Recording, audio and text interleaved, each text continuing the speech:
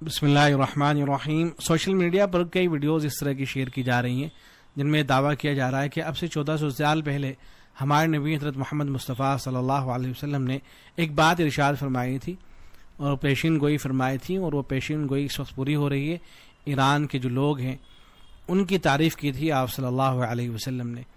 اس طرح کی ویڈیوز شیعوں کی طرف سے بھی شیئر کی جا رہی ہیں۔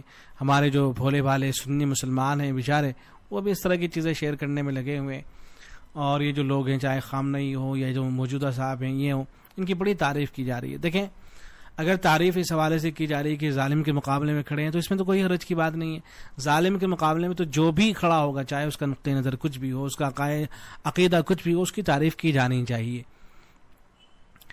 خود جو فلسطین کے مسلمان تھے، لیڈر تھے، وہ یہ کہا کرتے تھے کہ حق میں تو ایران ہمارے ساتھ ہے، لیکن ہم باطل میں ایران کے ساتھ نہیں ہیں۔ جو باطل نظریات رکھتے ہیں ہم ان کی کبھی تائید نہیں کر سکتے، یہ خود وہاں کے حضرات کہا کرتے تھے۔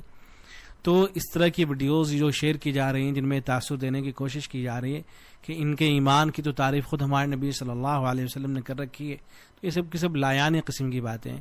بلکہ بعض رات کی تو ویڈیوز دیکھ کر ایسا تاثر مل رہا ہے کہ اگر حضرت مہدی آ جائیں اس وقت تو یہیں وہ انہی میں سے آئیں گے، اور ساری امت مسلمہ کو جو ہے ان کو ماننا چاہیے، اپنا لیڈر تسلیم کرنا چاہیے، ان کو قائد ماننا چاہیے۔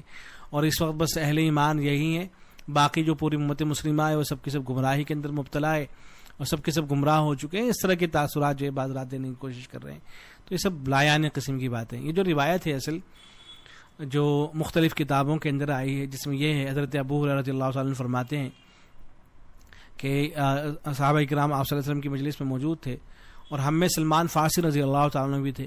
تو نبی اکرم صلی اللہ علیہ وسلم نے اپنا ہاتھ حضرت سلمان فارسی پر رکھا اور فرمایا کہ قسم ہے اس ذات کی جس کے قبضے میں میری جان ہے، اگر ایمان سریہ پر ہوتا یعنی بعید التناول ہوتا تو بھی اس کو ان لوگوں یعنی فارسیوں میں سے کچھ لوگ ضرور حاصل کر لیتے۔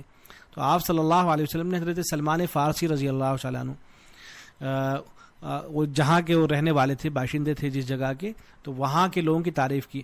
حضرت سلمان فارسی رضی اللہ تعالیٰ عنہ فارس کے رہنے والے تھے، جو موجودہ ایران جو ہے اسی کو فارس اس زمانے میں کہا جاتا تھا، اور حضرت سلمان فارسی رضی اللہ تعالیٰ عنہ اصفہان کے رہنے والے تھے۔ اصفہان کے پاس میں کوئی گاؤں تھا جو اصفہان شہر ہے ایران کا، وہاں کے رہنے والے تھے۔ تو آپ صلی اللہ علیہ وسلم نے یہاں کے لوگوں کی ایمان کی تعریف کی۔ اب اس روایت کا مصداق کون لوگ ہیں، کون مراد ہے اس سے؟ کیا موجودہ ایران کے لوگ مراد ہیں اور کیا ان کے ایمان کی تعریف ہوئی ہے؟ اگر آپ حدیث کی کتابوں کو دیکھیں گے، محدثین کو آپ دیکھیں گے، یہ حضرت امام ترمذی رحمۃ اللہ علیہ، ان کی جو ترمذی ہے، ترمذی یہ اس وقت تو میرے سامنے یہ شرح ہے تحفۃ العلماء، لیکن اگر آپ ترمذی کو دیکھیں گے اس میں ترمذی بھی شامل ہے ظاہر ہے۔ تو حضرت امام ترمذی رحمۃ اللہ علیہ نے جو باب قائم کیا ہے اس حدیث پر، وہ قائم کیا ہے فی فضل العجم، عجم کی فضیلت کے سلسلے میں، اور پھر یہ روایت لے کر آئے۔ گویا کہ اس روایت کے اندر جو فضیلت بیان ہو رہی ہے وہ صرف ایمان کے ایران کے لوگوں کی بیان نہیں ہو رہی ہے، بلکہ عربوں کے علاوہ جو بھی ہیں، خواہ ان کا تعلق ایران سے ہو، افغانستان سے ہو، ہندوستان سے ہو، کہیں سے بھی ہو، وہ سب جو ہے اس روایت کا مصداق ہے۔ اسی لیے جو قدیم اہل علم تھے وہ سب اس روایت سے حضرت امام حنیفہ رحمۃ اللہ علیہ کو بھی مراد لیتے تھے، اور جو محدثین گزرے ہیں بڑے بڑے جن کا تعلق عرب سے نہیں تھا، جیسے حضرت امام بخاری رحمۃ اللہ علیہ ہیں، امام ترمذی ہیں، امام نسائی ہیں، امام ابن ماجہ ہیں، امام حاکم ہیں، یہ سارے کے سارے جو بڑے بڑے محدثین گزرے ہیں یہ عرب نہیں تھے بلکہ عجم تھے یہ سب کے سب۔ تو ان کی یہ حضرات اصل اس روایت کا مصداق ہیں، اور ان حضرات کی جو ہے تعریف کی گئی ہے۔ چنانچہ اہل علم نے لکھا ہے کہ فارس سے یا تو مطلق اہل عجم یعنی غیر عرب مراد تھے اس روایت کے اندر، یا تو مطلقاً غیر عرب مراد ہیں، عجم مراد ہیں، یا وہ لوگ مراد تھے جن کی زبان فارسی تھی۔ اب فارسی زبان صرف ایران کی تو ہے نہیں، بلکہ اس میں افغانستان کے لوگ بھی فارسی بولتے ہیں، اور کسی زمانے میں ہندوستان کے اندر بھی خود فارسی بولی جاتی تھی۔ تو یا تو ایک تشریح بھی کی گئی کہ جو زبان فارسی بولتے تھے وہ لوگ مراد تھے، یا ہے کہ صرف وہ لوگ مراد تھے جن کا نسلی و وطنی تعلق فارس یعنی ایران سے تھا۔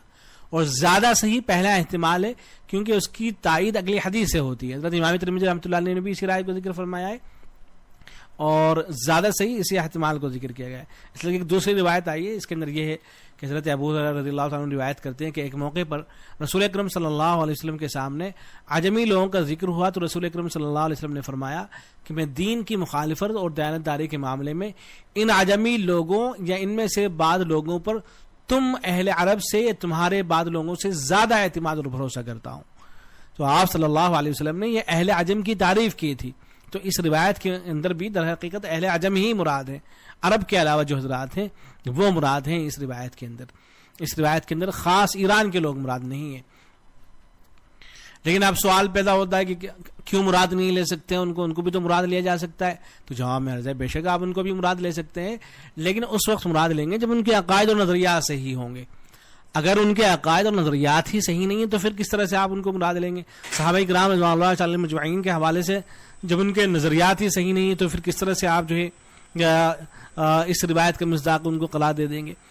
تو سب سے پہلے تو یہ ضروری ہے کہ عقائد اور نظریات صحیح ہیں, ورنہ تو کل اگر یہاں فرض کریں کہ کوئی دوسرا فرقہ یہاں اگر آباد ہو جاتا ہے, فرض کریں کہ جو بشار الاسد تھا جس کا تعلق نصیریہ فرقے سے تھا جو شیعوں کا ایک فرقہ ہے, اب یہ لوگ آگے یہاں آباد ہو جاتے ہیں, ان کی حکومت قائم ہو جاتی ہے, تو آپ شیعوں سے جا کے پوچھ لیجئے گا اس وقت کہ کیا اب آپ کہو گے کہ یہ جو ایران کے اندر باشندے ہیں, ایران کے جو لوگ ہیں نصیریہ فرقے سے تعلق رکھنے والے, حدیث کے اندر جو ایمان کی تعریف کی گئی ہے اور فارس کے لوگوں کی جو تعریف کی گئی ہے, اس سے مراد یہی لوگ ہیں, کیا آپ کہو گے؟ تو ظاہر منع کر دو کہ اس لیے کہ خود شیعوں کے نزدیک وہ مسلمان نہیں ہیں. کیوں مسلمان نہیں ہیں؟ وہ کہتے ہیں کہ ان کے عقائد اور نظریات صحیح نہیں ہیں. تو یہی بات ہم بھی کہتے ہیں کہ ایران کے جو لوگ ہیں ان کے عقائد اور نظریات صحیح نہیں ہیں.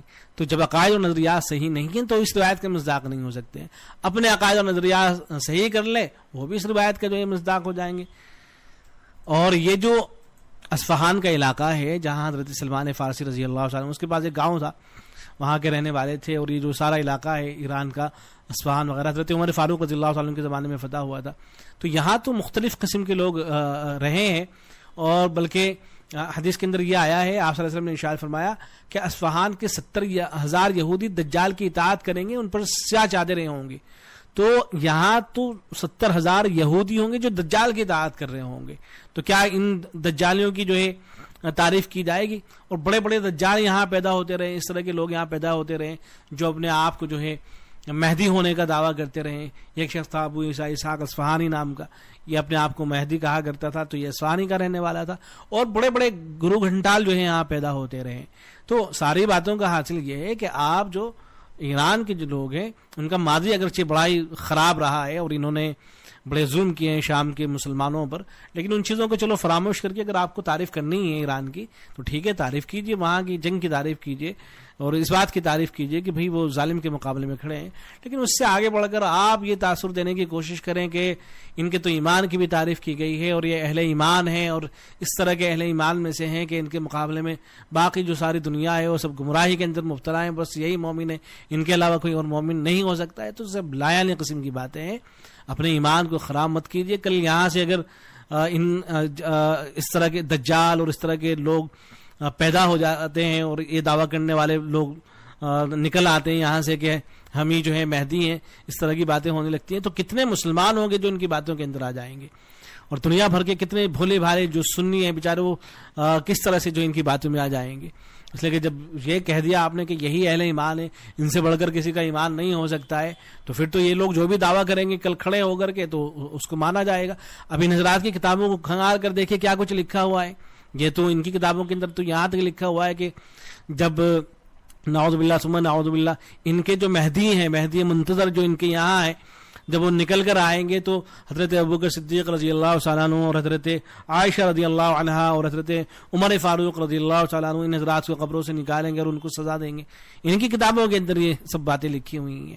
اگرچہ بعض رات ان چیزوں کا انکار کرتے ہیں لیکن ان کی کتابوں کے اندر یہ چیزیں موجود ہیں. میں نے تفصیل سے ویڈیوز وغیرہ اس پر ریکارڈ کرا رکھی ہیں. تو جو بات جتنی ہو بس اس کو اتنا ہی بیان کرنے پر اکتفا کیا جائے.